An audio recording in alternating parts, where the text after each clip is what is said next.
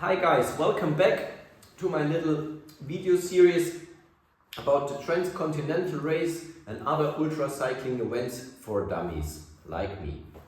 I raced the Transcontinental Race in 2023 and I want to share some thoughts about the race. This is the third part and today I will talk about everything that happens during the race. It's a really tough and long race, and back then when I raced Transcontinental Race, it was like 3,700 or 800 kilometers and it took about 12 days. So you should always, that's one big thing in your head, it's a really long journey. I want to talk about everything now in 4 categories, 4 factors. Like in the first part, I think you can also, for during the race, you can think about the security, your efficiency, your extra comfortable ride, and that it should be yummy. What do I mean? I will start from the back. During the race, it should be yummy.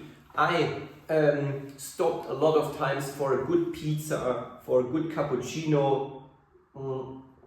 You have to eat a lot, and I personally don't want to eat only Snickers and go to gas stations all the time. It should be a little bit yummy during your 12 days. And you can also have some nice little swims or go to a little lake, go in there for 10 minutes. That's also what I think is in the category of yummy. You just should enjoy your race or your ride, your journey. Keeps you motivated.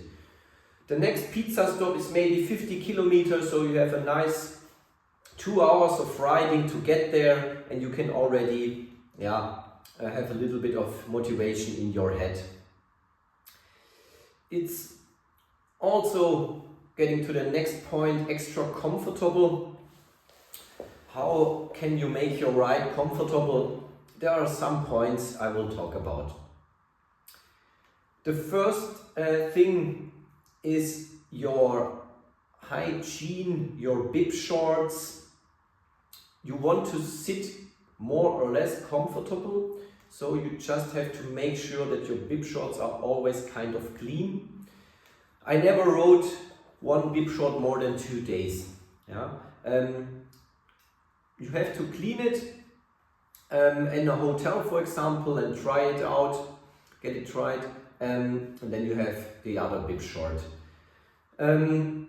Also, a really important thing for extra comfort, I would definitely recommend you to stay in hotels as often as possible for a few reasons.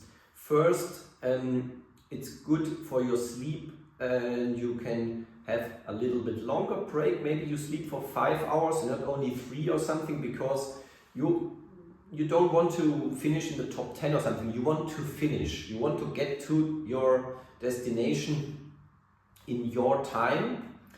Get some proper sleep. If you sleep outside, it's not so comfortable. You have problems maybe with also the security. You have mosquitoes and whatever. So for your comfortness, I would book a hotel up in for every day more or less, or a little bed and breakfast to get your ride and get a comfortable time. Also, if you get to a hotel or bed and breakfast, you should have a nice routine. So if you get to your hotel, you check in, you take your bike to the room. What I did is, first step, take some cloth, something like this, and your loop, and get your chain and drivetrain ready for the next day. That's what I do first. When I get to the hotel room, I did that. Then you look for yourself, your hygiene, have a nice shower also with a lot of cold water for your muscles.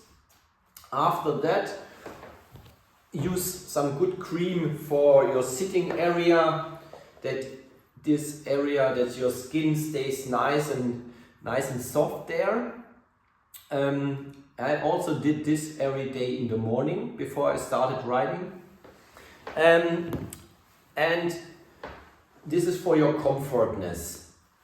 And also for the efficiency, your drivetrain, if the drivetrain is not clean, you will always lose some of your efficiency. Yeah.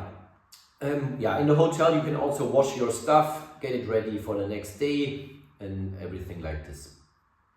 For the efficiency, it's really important to have good sleep, because you will ride the next day again 12, 14 or 60 hours. If you don't have a good sleep, you will not ride efficient. You cannot ride efficiently. So it's better maybe to have a little bit more sleep than too less. Or if you have too less sleep during the day, you have to do many breaks, which are also not good for your efficiency. Efficient riding during the race means you can do breaks, like I said, for food and everything, but in between you have always some hours, 2, 3, 4 hours, where you just have to ride efficient. And that this works, you need good navigation and a good battery equipment. I used a really big power bank, and also important, a fast charger that is like 20 or 15 watts, that is really charging up your power bank during the night, also like after 4 or 5 hours. Also for efficient riding, make sure your Garmin device can be charged during your ride. Check out your lights. For example, this light here, I can only charge it during the day, because when I charge it, it cannot operate at the same time. So make sure your setup works nicely with your battery for the day. For the efficiency and also the comfort, I recommend what I did is I changed the saddle height once or twice a day. So if I have a really flat 100 kilometers, for example, I get the saddle a little bit down, because you are in the aero bars, and with the saddle a little bit more down, it's more comfortable and you are even more aerodynamic. If you have a lot of mountains, a lot of climbing, get it a little bit more up, maybe half a centimeter or something, and you have a good pressure on the pedals. Yeah, that's for the efficiency during the race, during your riding. Also about the efficiency, always make sure you have a good pressure. For example, in the morning you can check your tires, maybe get some air in there, because it will probably take 2 or 3 minutes to pump your tire up a little bit, but it will roll much nicer if the pressure is right. So yeah, don't hesitate, just stop for a minute and do that. That's about the efficient riding. I talked already that you are a lot in the aero bars and stuff like that. I already talked about that in the first part of the series, but of course you try to be a lot of times in your aero bars. The last bit is the security, the secure ride. If you want to have a secure and good ride, you should sleep enough. You can also try to avoid a little bit hard rain. Check your phone and the weather forecast. Of course, if it's raining all day long, you cannot avoid it, but sometimes maybe you have 2 hours of hard rain, and then maybe it makes sense to look for a shelter, stay there for 1 or 2 hours, get out of the rain, and then you ride on, because you have to do breaks anyway. And when it's raining, everything gets wet. Also your feet, everything is wet and maybe even gets sore. Also your sitting area, if it's getting wet, really wet, it's not comfortable anymore.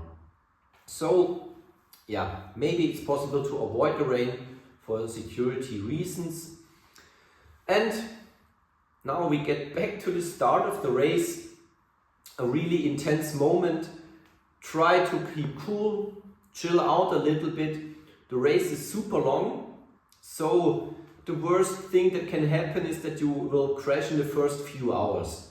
And make sure you have a little bit of space. Just chill out a little bit, go easy, go a little bit slower at the beginning. The first hours, just enjoy the moment and keep calm. It's night time, you start, you are full of adrenaline, so yeah, keep calm, chill out a little bit, think about the long journey ahead, and yeah, just start easy. Yeah, you have your calculations done, so you know how much you have to ride every day, and just stick to your plan, listen to your body. When something's aching, do a break, do your breaks every day do some nice breaks, go for a swim maybe, enjoy your journey, and I hope maybe I could give you some good ideas for your next ultracycling event. Goodbye.